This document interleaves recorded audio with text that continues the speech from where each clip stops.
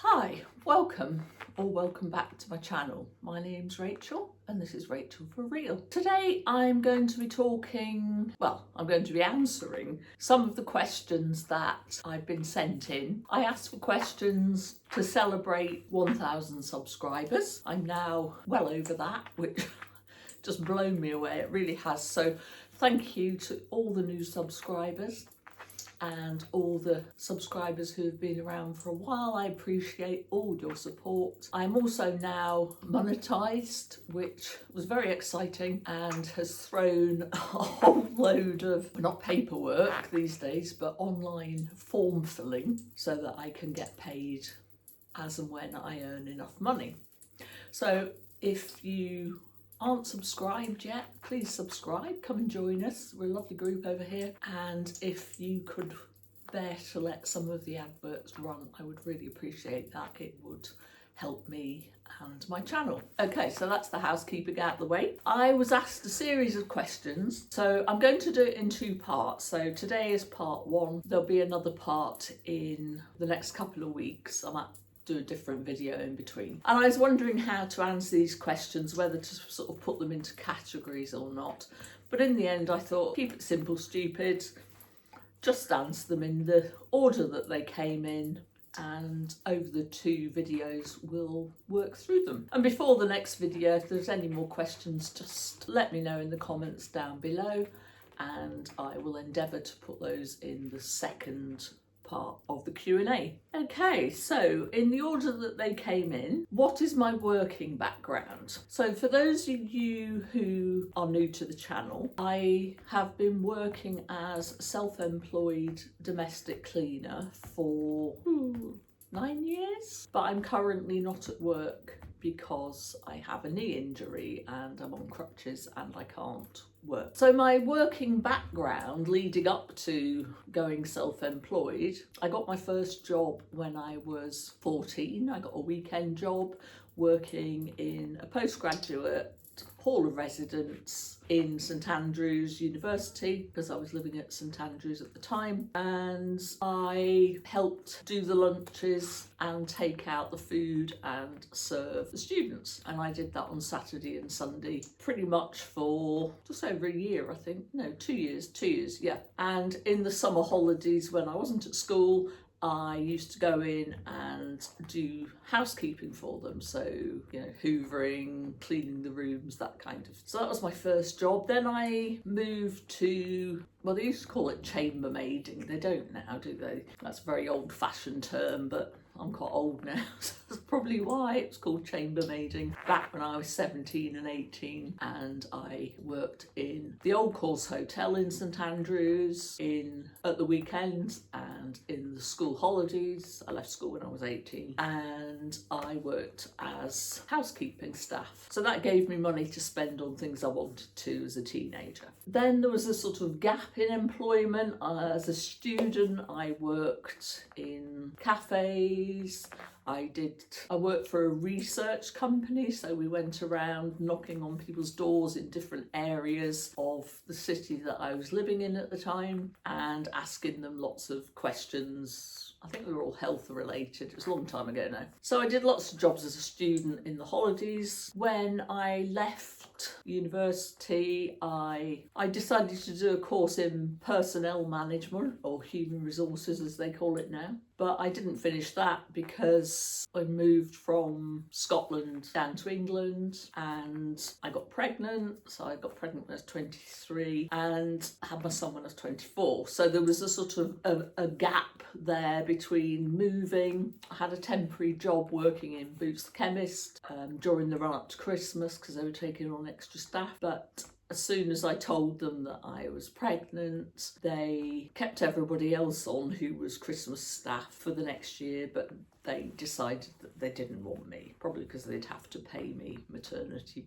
benefits and things like that. So for the majority of the pregnancy and the first year my son was born, I didn't work. Anyway, I've had lots of jobs since then. I'm trying to keep it a bit short. You don't want my whole life history. I've worked in a chiropractor's as a receptionist. I have been a holistic therapist, self-employed. I've taught yoga. I work for an insurance company, which was the last job I had before I decided to go self-employed as a cleaner. And I was working in a call centre and it sucked the soul out of me. I hated it. I can't do, well, I can do. I really struggle mentally with working in offices. I find it's too much noise, too much going on, too many distractions. And this job in a call centre, it was on, and you had targets and you were even time going to the toilet. And at the age of, what was I then, 40, 48, 49? Yeah, 49 I think I was. I don't need to be timed going to the toilet. I'm a grown up, I can manage, you know. And they didn't meet you halfway, you know. It's not like, well, if you do a bit of overtime, we won't count that you were a minute late getting back from the toilet. Anyway, the job drove me insane. I couldn't cope with it. So I was off work with stress for 2 months. And when I asked them whether I could do a phased return to work, so just part-time to start with, not full-time, they said, no, you have to come back full-time. So I told them where to shove it, basically. So I was out of work, hadn't got a new job to go to, so I decided, well, in order to get some income in while I decide what I'm doing, I'm going to put up some cards in newsagents' windows and advertise cleaning services. So that's what I've been doing for the last 9 years. I've also started pet sitting about 4 years ago, and one of the questions was what led me into pet sitting. I got into pet sitting because during the pandemic I had a little puppy, beautiful little puppy called Ruby, little Jack Russell. She was an absolute live wire and I adored her. And I think she saved my life during the pandemic because I was on my own through it, and it was really hard mentally to be so isolated and, you know, not to know what was going on. It was hard for everybody, I know that, but I found it particularly hard. And having my little dog, my little puppy at the time, just gave me that reason to get up. Anyway, when the pandemic was over and everything went back to normal and I went back to work, I couldn't afford to keep her and I had to rehome her, and it broke my heart. And I miss her every day. I've got a little ruby-shaped hole in my life that I don't think it'll ever go away. Anyway, I'm going to cry in a minute, so let's move on. So because she was rehomed, she got rehomed with a couple who had taken one of her siblings from the litter. So that was really nice. She was going to have a companion. I've heard since that she's very happy and getting on really well. So that makes me happy that I gave her a good home, but it doesn't stop the pain of having to do it. And I wish I hadn't, but you know, life is life, isn't it? So you make the best of it. So because I didn't have my own dog, I decided that I could get doggy cuddles and time with animals by starting up as a pet sitter and a house sitter. So that's what I did. And I don't go through any agencies. I sort of told people what I was doing. I set up a website, thepetandhousesitter.co.uk if you're interested. And it went from there. And I got like one job and then I got another job, and I've been going for over 4 years now. And I love animals. I just love how they're so natural and they don't think, oh my God, my hair's a mess today. And they just get on with their lives and they give you so much. I really think that, you know, sometimes I think I need an emotional support animal, preferably a dog, because I don't know, I just relax when I'm around animals. It's lovely. Pet sitting came from not having my own pet and wanting to be around animals, and I really enjoy it, and I would like it to expand to become a larger part of my income, especially as I'm getting older. And at the moment I don't know whether I can go back to cleaning or not.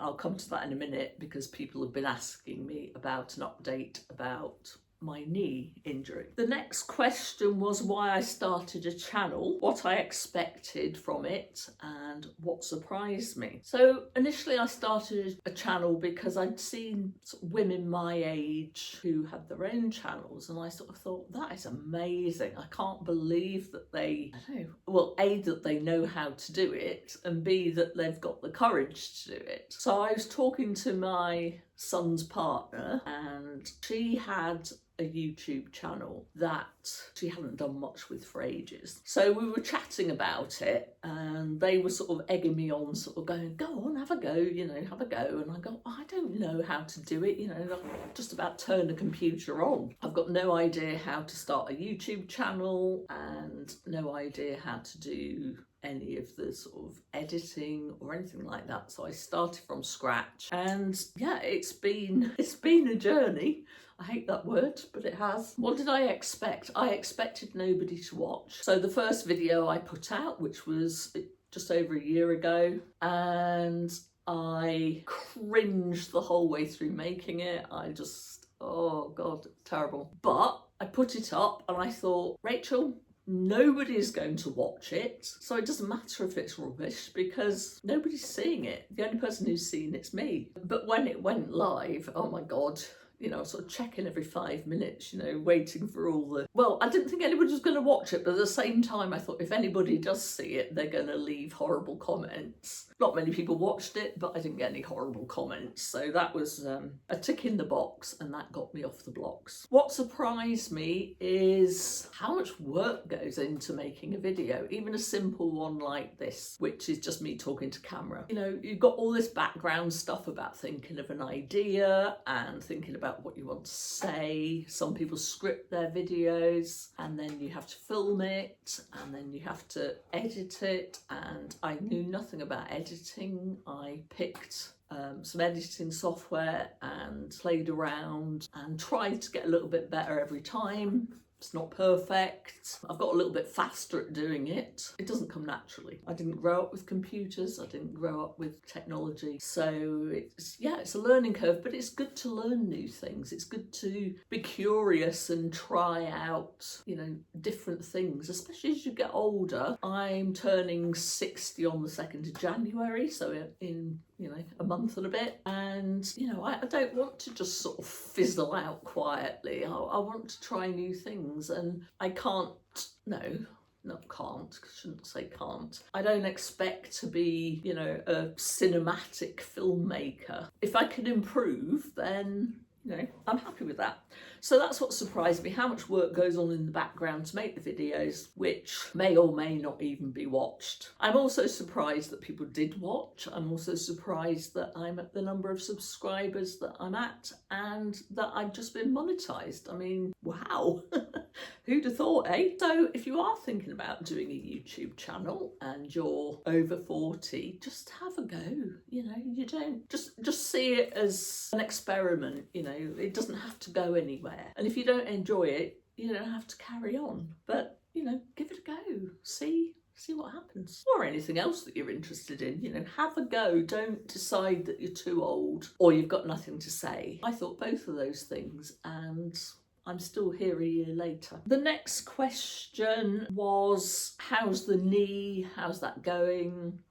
I was holding off doing this bit because I was hoping to come with some good news. However, we're not really any further on. It's been an absolute nightmare. I'm fed up with it. So for those of you who don't know, I injured my knee and I went to see a consultant at the end of July after having had an x-ray. And they said that consultant said that he thought that part of the bone in my knee was dead and that could result in a fracture. So I went onto crutches and had a knee brace and had to stop work. And at the time he said on the letter that he would see me again in 8 weeks, which would have put it at end of September. Anyway, I've still not seen him and I'm not impressed. It's gone on and on and on, and I've been phoning the hospital, leaving messages. Nobody gets back to me. I went back to my GP really to try and see whether they could do anything to chase it up, and also to get some stronger painkillers because the stuff I was taking wasn't having any effect. So it's actually getting me down now. I'm trying to be positive, but it's hard, you know, it's really affecting my life. I can't go to my allotment and do anything, so that's gone to wreck and ruin after all the hard work I'd put into it. Can't go to work, so I haven't got income coming in like I had. And yeah, just generally, it's a nuisance. But when I went to see the GP, I was having a moan about how long it was taking, and she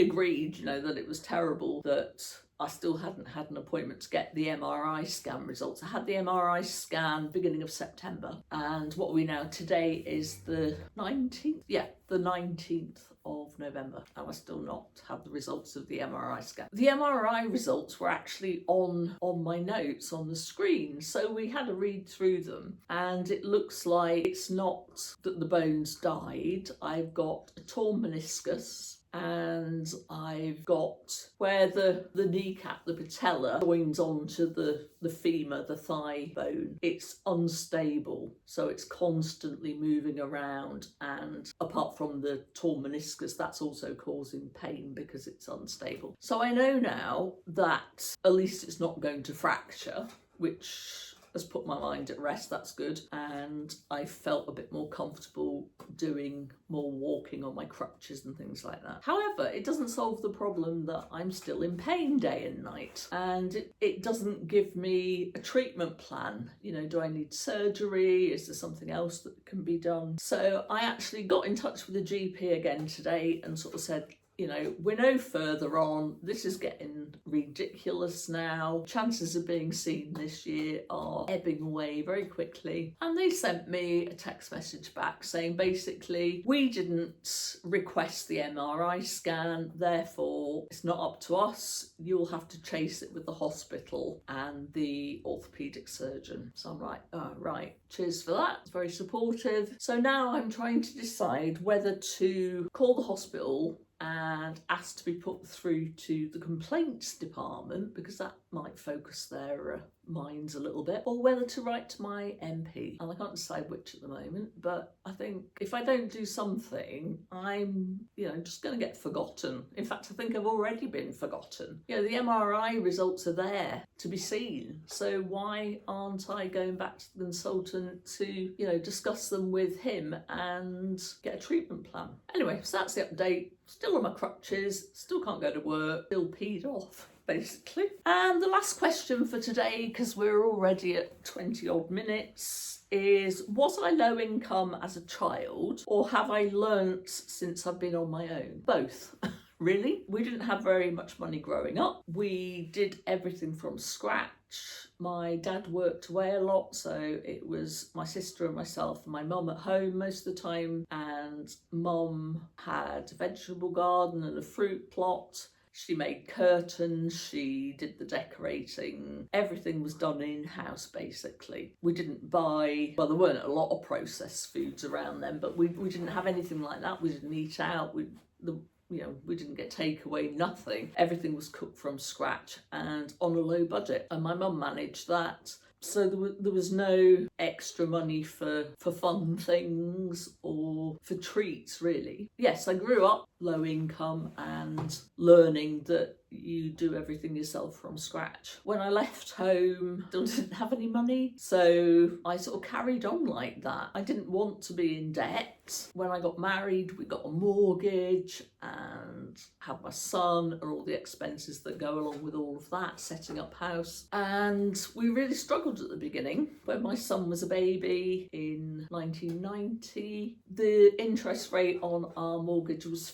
15%. Can't believe it now. Can't believe it. It was horrendous. All of the income basically went on the mortgage, and the little bit was left went on bills, and the rest was we either didn't have it or it went on overdraft, basically. It was a nightmare that first couple of years. But anyway, gradually we sort of built up to have a higher income and things got a bit easier. Then my then husband changed career, so he went self-employed after working for other people. And, you know, as it always, when you go self-employed, you don't have the work straight away. You know, it takes time to build up the business. So we went through another lean period where we made do, and then it got a bit better again. And when we got divorced and subsequently he passed away, I was on my own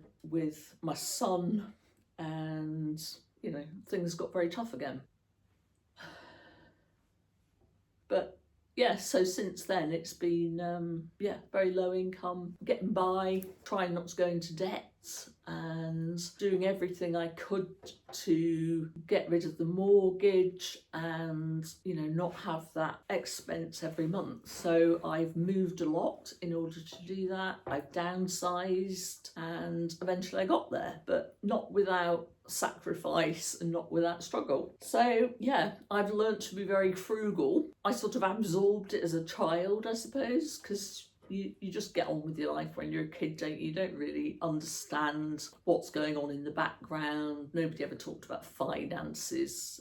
You know, I was always told we didn't have any money, but nobody told me how to improve that or anything like that. I just saw that everything was done within the home or it wasn't done at all. So I suppose in a way that led me into good habits in a sense, but then when I did have money, I wanted to spend it in case I never got it again, which is sort of counterintuitive because you think if you've got money, you want to hang on to it, but that was me. Anyway, so yes, I have been frugal for a long time, and it's not always easy, but you make your life from what you've got, don't you? And as I've got older, in a sense, it's got easier because I know that having things doesn't make you happy. Having things doesn't give you status because nobody else cares what you've got. And by having lots of things and big houses and fancy cars and all this sort of thing, you have to maintain all that. So there's a cost in time and mental energy to have to keep working in order to stay at the same level. By not having those things, I don't have